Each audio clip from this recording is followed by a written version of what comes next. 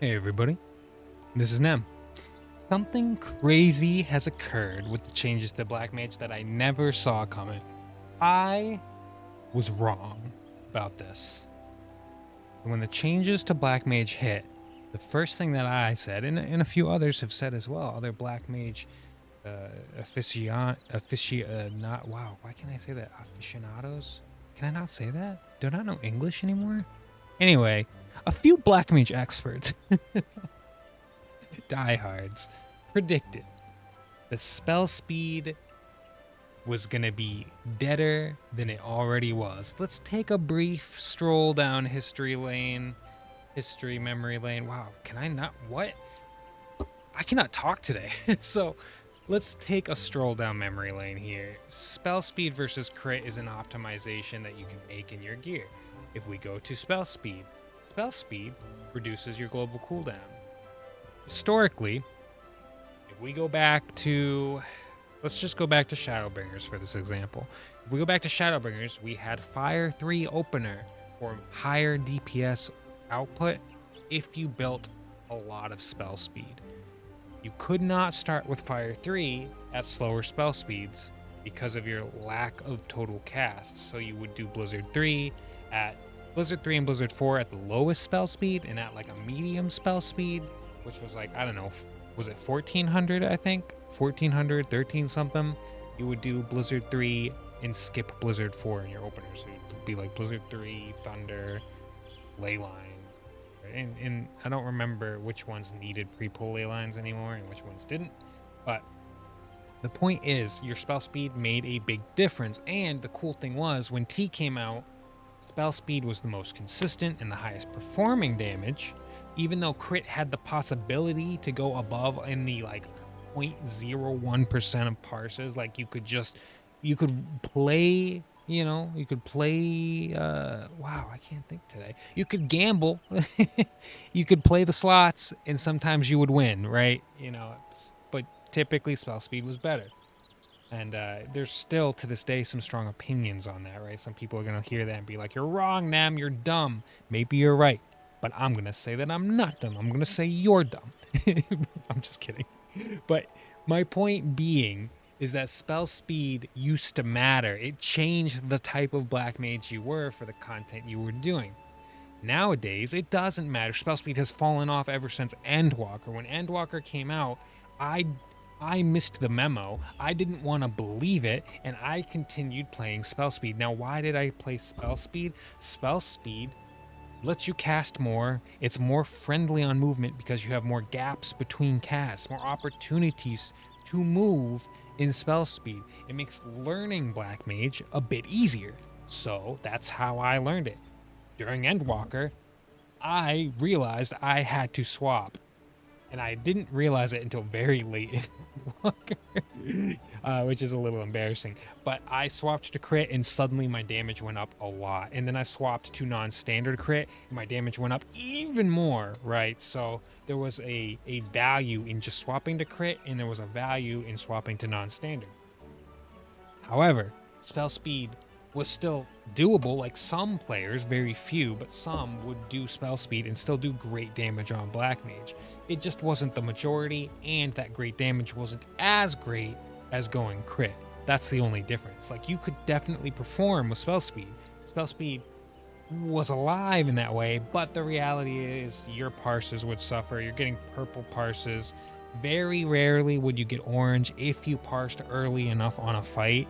But if you waited for the Black Mage community to come and start fighting and killing a fight a bunch of times, and then you tried to parse spell speed, you would never come close to a good parse, right? You had to do it early before there was a lot of competition. That's as simple as it was. Before everybody had gear. Once everybody gets gear and the competition becomes more fair, the parsing landscape gets a little bit more difficult. So because of that, crit became king for a lot of people, so much so that a lot of parsing black mages just stopped parsing on black mage. They said it's not worth it anymore. I don't want to have to learn crit, because crit was harder to play. There's longer cast times and more sliding, but once you learned it, you were like, actually, I prefer this a lot. That was generally the sentiment, not for everyone. So spell speed mattered, and now what we're seeing is that spell speed is back unexpected, thought it would be dead on arrival, right? Thought it would be dead with these changes because they sped up our cast already. But the reality is, because of the damage buffs to Flare Star, spell speed resulting in more Flare Stars has resulted in higher damage. So much so that the #1 parsing bis in a sim environment, not real, sim environment, but it's the best we got right now, in a sim environment, which usually is pretty accurate, to be honest, it's spell speed. Spell speed is apparently king again, but not by enough for it to matter. Let's not get too crazy. I'll explain everything. Let's open up our favorite app, Discord, and let's look at Rika. Rika is like the legendary Black Mage with lots of Black Mage support from the balance. These guys are great. They all know more than you and I could ever know put together. They are really phenomenal. They've been doing this for a very long time. Deserve the utmost of respect. And when running the numbers, we are seeing that 2.17 high spell speed bis is the top simming set. And then 0.03% below that is a 2.16, all the way down to 98.92, 1.08% diff for the Omni set, right? That's the difference in a sim environment. It's not real. It doesn't have latency. It doesn't have all this other stuff that we account for in the real game. So that's such a small percentage that at the end of the day, does it really matter? It doesn't, unless you're going for like rank 1 through 10 Black Mage parses. It really doesn't matter. But it is interesting to note that spell speed is the best. Now, there's an issue with spell speed builds that we have to remember. It's been so long, let me remind you. In Final Fantasy XIV, spell speed reduces the global cooldown, which means the time between casts is shorter. What this means is that the shorter your cast, the less time you have to start another cast and to weave in. The higher your spell speed, the less time you have to OGCD weave. Why is this a problem or worth noting? This is worth noting because in 14, we already have weaving problems due to server latency, so much so that it's very popular to download the plugin, No Clippy, or to use XIV Alexander to reduce the simulated latency, or rather to reduce the actual latency by simulating your connection being closer to the server, right? That is pretty much like all the top parsers use that, you know what I mean? So because of that, right, it's a big issue. Reducing latency so that you don't clip your GCDs. Well, if you're already clipping your GCDs without using a plugin at slow spell speed, how much worse is it going to be at high spell speed? It's going to get worse if you're not using a plugin. So because of that, there is a little bit of like, hey, watch out. If you go full spell speed and notice that your damage went down, you'll notice that you can't double weave anymore. You can only single weave. Is it your latency, or is it that your spell speed, or maybe a combination of the two? This is something to keep in mind now that spell speed is back. But let's dig in to what we're looking at for the top high spell speed set. All right, so let's take a look here. Hold on, I have a lot of tabs open. Let's just drag over this one. So what we have here, high spell speed set, is we're going to be looking at the raid weapon, of course, 765, the babyface champion's rod, and you're slotting in determination direct hit. So here's the thing about spell speed. If you're not familiar, we don't go crit. When we go spell speed, we go direct hit or determination, usually focusing on determination, not crit. Even though crit is the most overpowered, right? There's another video floating around right now about how overpowered crit is, how it's the best. And the thing about crit is that it's crit multiplier and it's crit chance at the same time. So it's like 2 in 1. And because of that, it's compounding, just like interest. So the more you put in, the more you get out. That's why crit is so good, because it's 2 for 1 in one spot, right? Where instead of det being in one spot and direct hit and being another, you have crit multiplier and crit chance in one materia. That's why crit's so good. But for this set, you can't build spell speed and have enough crit to get that compound interest. So we go determination and direct hit. That's how it's always been with spell speed. You're going to use Solarito Food, Babyface Champion's Rod, Determination Direct Hit. Then you're going to get into the augmented Tombstone gear for the helmet, for the pants, for the earring, and for the wrist, and for, of course, the ring, because you always get one raid ring and you always get one Tombstone ring. And that's it. So tombstone helmet, tombstone pants, tombstone earrings, tombstone wrist, tombstone ring. All right, so that's a lot of tombstone gear this time around. And it usually flip-flops, like last raid tier, you know what I mean? Chest piece was crit. This tier, chest piece is spell speed. Right, that's just how it goes. So for the raid gear, you're looking for your chest piece. You're looking for your shoes. You're looking for your little gloves, your little booties for your hands. And then, of course, you're going to get your necklace and you're going to get your ring.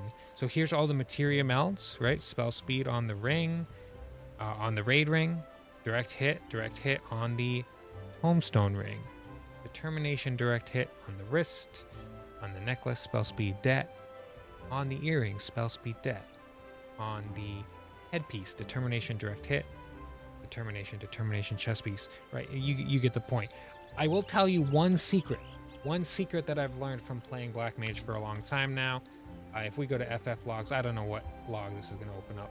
It's a little weird, but if you go to FF logs and you pay attention during the Savage, right now it's not going to show it, but you can go to rankings on a whatever fight you're doing, and you can go to damage, and you can go to Blackmage. This is all broken because it says 7.2. Let's go to 7.1. But for example, you would see these are the players. Now, in Ultimate, it's probably a bad example. Parsing in Ultimate is a special, unique flavor of ridiculous, goofy juice, right? Like, there's a lot of stuff going on that's not normal, I would say. And so because of that, parsing can be a little, take it with a grain of salt. But, big but, right? But let's pretend that this was Savage. If it was Savage, what you can often do is take a look at some of the top players. And while top players on Blackmage are usually utilizing unique strategies, weird adjustments by their party to say, oh, you can stay in your ley lines, put them here, we will flex for you instead of doing the regular movement. There's a lot of things that a lot of top Blackmages do to get their parse on top of crit farming. It's usually crit farming, right? To get that perfect, wonderful latency, that perfect kill time, everything like the stars aligning. What you can typically do is see what gear that they have on, and you can be a little bit of a stalker, right? And you can look up their character on like the tones or on